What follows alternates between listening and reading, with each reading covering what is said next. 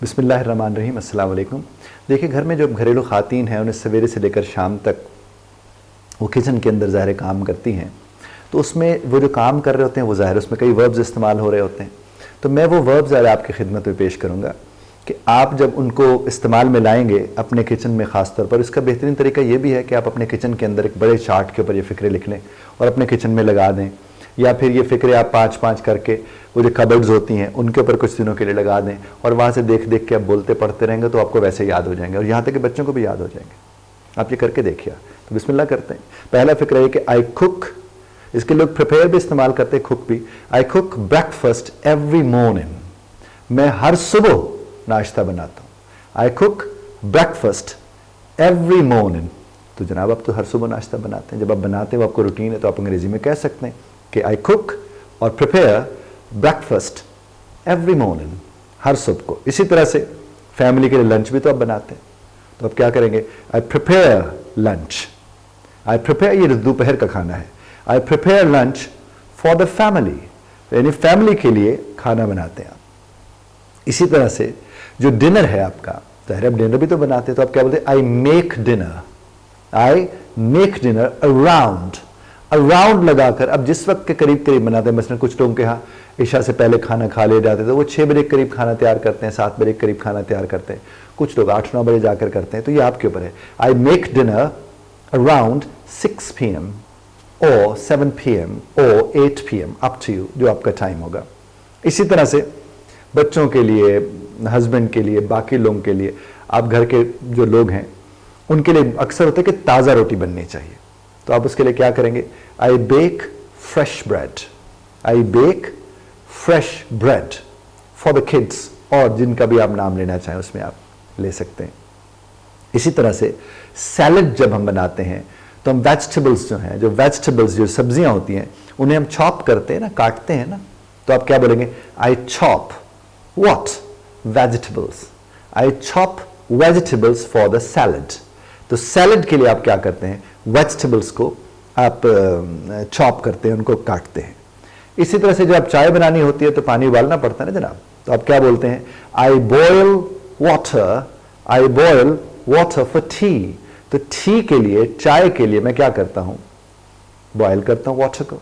Similarly आप हर खाने के बाद अगर आप डिशेस अपने बर्तन सब धो देते हैं तो आप कह सकते हैं I wash the dishes after every meal, I wash the dishes after every meal, हर खाने के बाद बर्तन धोता हूं।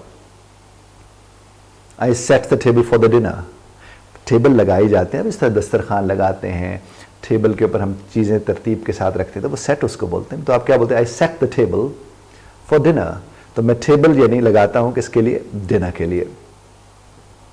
ये जो किचन काउंटर्स होते हैं, वो जो शेल्फ्स होती हैं किचन की, जिनके ऊपर नॉर्मली चूल्हे रखे हुए होते हैं और बर्तन चीज़ें रखी हुई होती हैं, तो उनको नॉर्मली रोज़ाना साफ़ किया जाता है, जो सामने नज़र, चूँकि आपने बाजू का तो उसके ऊपर ब्रेड भी काटते हैं या और भी इस तरह की चीज़ें, तो आप क्या? I clean the kitchen counters, I clean the kitchen counters regularly, daily, every day, आप बोल सकते हैं clean the kitchen counters. Similarly अगर आप कहते हैं कि वो एक्सपायरी डेट्स होती हैं ना, यानी आपने जो चीज़ें लेकर आए हैं कि उसकी डेट कहीं एक्सपायर तो नहीं हो गई, तो उनके लिए भी कहा जाता है कोशिश करें कि रोज़ाना जो फूड आइटम्स आप खास तौर पर लेकर आए जिनके ऊपर लिखा हुआ एक्सपायरी डेट इसकी फ़लाँ है, आप डबल रोटी लेकर आते हैं, जो मारिफ नोटिस के वहाँ लिखा होता है इसकी एक्सपायरी डेट इस तरह की है, कोई और कुकीज़ पड़ी हैं उनकी एक्सपायरी डेट है, कोई वो जैम है, और इस तरह की बहुत सी चीज़ें होती हैं। तो आप अगर वो लेकर आए हुए हैं तो कोशिश करें उनकी एक्सपायरी डेट को जहन में रखें, चेक करें। तो आप क्या कहते हैं? I check the expiration date, जो एक्सपायरेशन डेट है आई चेक और एक्सपायरी ऑन फूड आइटम्स, जो फूड आइटम्स के ऊपर एक्सपायरी डेट दी गई होती है, आई चेक, मैं रोज़ाना उसको चेक करता हूँ। इसी तरह से देख लीजिए वो जो पैंट्री शेल्व्स होती हैं, पैंट्री शेल्व्स होती हैं, उनको ऑर्गेनाइज किया जाता है ना, तो आप क्या कहते हैं? I organise the pantry shelf. तो क्या पैंट्री शेल्फ को अगर ऑर्गेनाइज नहीं करेंगे तो ना आ जाए। इसी तरह से आपने देखा होगा जो चिकन होता है उसको पकाने से पहले मैरिनेट किया जाता है, तो आप क्या कहते हैं? I marinate the chicken for tonight's dinner, for tonight's dinner और फॉर द डिनर, आप ये कह सकते हैं।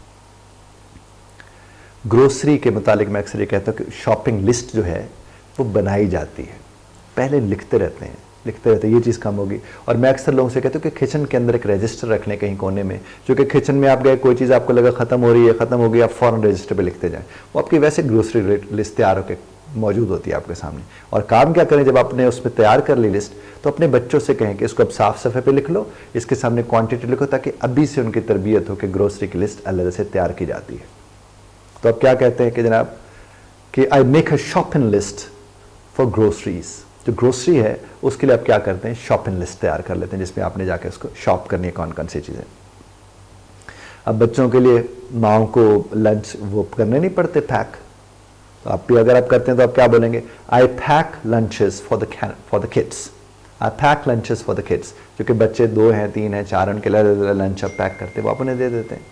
इसी तरह से बाजू का जो होता है कि अपने खाना वाना पकाना होता है, तो वो क्या होता है, वो फ्रीज़र के अंदर रखा होता है, सारी बर्फ़ जमी हुई होती है, तो उसको आपको उससे हटाना, तो उसे कहते हैं डीफ्रॉस्ट करना। क्या कहते हैं उसे, डीफ्रॉस्ट करना, यानी उसके ऊपर से बर्फ़ उतारना, हटा देना। तो आई डीफ्रॉस्ट मीट, गोश्त होता है ना नॉर्मली हमारा रखा हुआ, तो आई डीफ्रॉस्ट मीट फॉर टुमारोज मील, जो मैंने जो कल खाना बनाना है मुझे उसके लिए डीफ्रॉस्ट करना है अपने वो जो मीट था। तो आप अगर वो काम करते तो आप क्या बोलेंगे, आई डीफ्रॉस्ट मीट फॉर टुमारोज मील। इसी तरह से आपके घर में अब तो किचन गार्डनिंग भी शुरू हो गई, छोटी छोटी चीज़ें आपके घर में लगी हुई हैं, वो छोटा सा बगीचा आपने बनाया हुआ है, तो उनमें से आप चीज़ें उठा कर लाते हैं तो वो फ्रेश होती हैं ना, हर्ब्स जो होती हैं, तो आप क्या कहते हैं, आई यूज़ फ्रेश हर्ब्स, मैं फ्रेश हर्ब्स यूज़ करता हूँ फ्रॉम द गार्डन जो आपके। इसी तरह से अब जो है वो आपने कोई भी चीज़ हिलानी है, मसलन आपने चाय के प्याले में कोई चीज़ डाली हुई है और उसने उसको हिलाना है, तो आप क्या बोले, आई स्टर, STIR, स्टर, आई स्टर। उसके बाद आप जिस चीज़ को स्टर करने, कोई भी महलूल है, लिक्विड है, आप उसको कर सकते हैं। इसी तरह से सूप को आप क्या करते हैं, चेक करते हैं ना, तो आप क्या करते हैं, उसको टेस्ट करते हैं चेक करने के लिए, तो आप क्या करते हैं, I taste the soup to check, आपने उसके टेस्ट को चेक करना, तो I taste the soup to check. खास मौकों पर कुछ लोग ना घर में कुकीज़ बनाते हैं, और अगर आप भी ऐसा कुछ करते हैं तो आप क्या बोलेंगे, I bake cookies for special occasions. वो जो खास इवेंट्स आते हैं तो उसके ऊपर आप खुद बेक करते हैं कुकीज़ को, तो you can say that. Similarly कुछ लोग होते हैं जिनके पास कुक बुक्स होती हैं, जिनके अंदर वो रेसिपीज़ वगैरह पड़ी होती है, फेवरेट टाइप उनकी, तो वहाँ से वो फॉलो करके बनाते हैं। और अगर आप भी ऐसा करते हैं तो आप क्या बोलेंगे, I follow recipes from my favourite cook book जो आपके पास पड़ी होती है। बहुत शुक्रिया ध्यान से सुनने का। आपको लगता है कि नहीं इसके अलावा भी आपको फ़िक्रे चाहिए, तो आप उर्दू में लिखकर कमेंट में भेज देंगे, भाई इसका फ़िक्रा बना के दे दीजिए। और अगर आपको लगता है कि नहीं एक अलहदा पूरा एक सिनेरियो है जिसके ऊपर ढेर सारे फ़िक्रे चाहिए, तो भी आप कमेंट बॉक्स में भेज सकते हैं। और अगर आप अंग्रेज़ी ज़बान सीखना चाहते हैं तो दिए गए नंबर पर आप रब्ता कर लेंगे, हम आपको लाइव ऑनलाइन क्लासेस दे सकते हैं। और अगर आप यहाँ हमारे लाहौर में रहते हैं तो आप तो हमारे इदारे में भी आकर सीख सकते हैं। बहुत शुक्रिया ध्यान से सुनने का।